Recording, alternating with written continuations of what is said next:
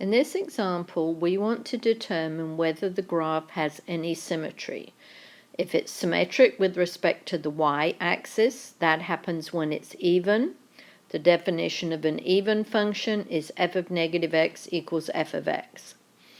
Or if it's odd, remember the definition is f of negative x equals negative f of x, then it has symmetry about the origin.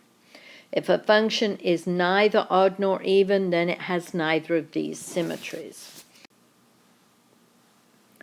So let's look at our first example. Here we have f of x equals negative 3x squared plus 4. We're first of all going to try and see if our function is even. That's the easiest one to do. If it's not even, then we're going to see whether it's odd. Now notice both of these we have to figure out what f of negative x is. So that's the first thing I'm going to do, is what is f of negative x? That means wherever we have an x in this definition, I'm going to put negative x. So I have negative 3 times negative x all squared plus 4. Well, let's look at my first term here. I have 3 negatives all told, 2 that come with the negative x all squared and 1 with the negative 3. An odd number of negatives means it's going to be negative.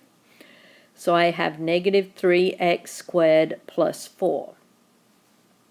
Now, is this equal to our original function? Yes. So we have just shown that f of negative x equals the original function f of x. Therefore, by definition, this is an even function and it has symmetry about the y-axis. So that is the easiest one to prove.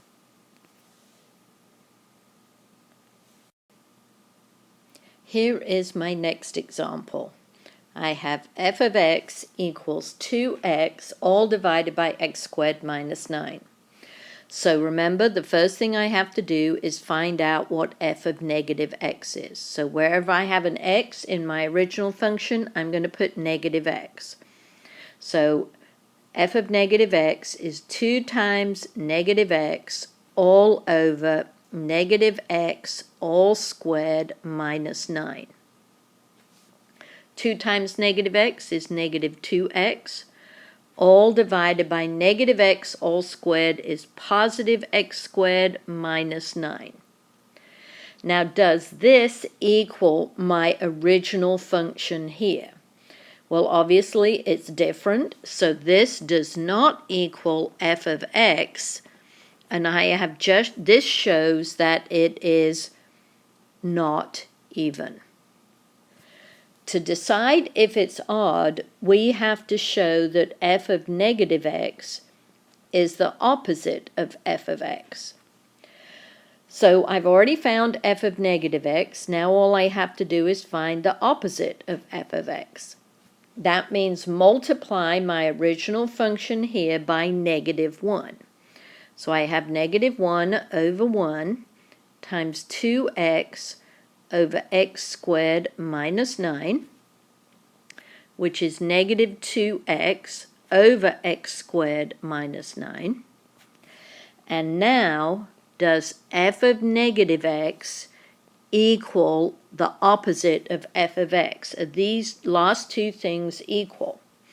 Yes, those are equal, so I have proved that it is an odd function, and odd functions have symmetry about the origin.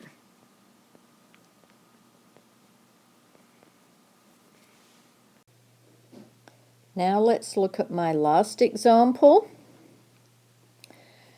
So I've got to look at this example here. So the first thing, every time, what is f of negative x?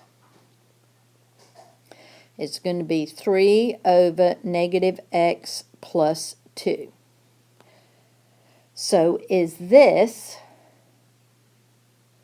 the same as this?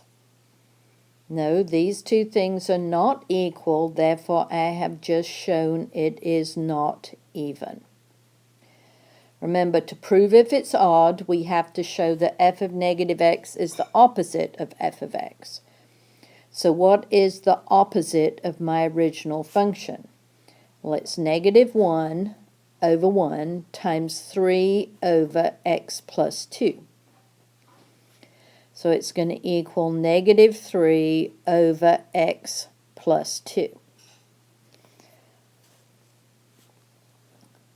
Is this the same as f of negative x? No, and if you're not quite sure, just multiply the whole thing by negative 1 over negative 1, because negative 1 over negative 1 is 1. So I just want to make sure that they aren't the same. So my numerator is going to give me 3, which was on my original function. But now I'm going to have negative x minus 2 in the denominator. Is this the same as this? No. Therefore, I have shown that this function is not odd. It's neither odd nor even, so it has no symmetry about the y-axis or the origin.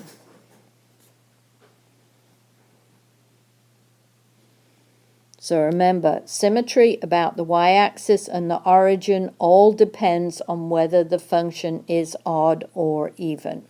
So go back to your original definitions that we learnt before about odd and even functions.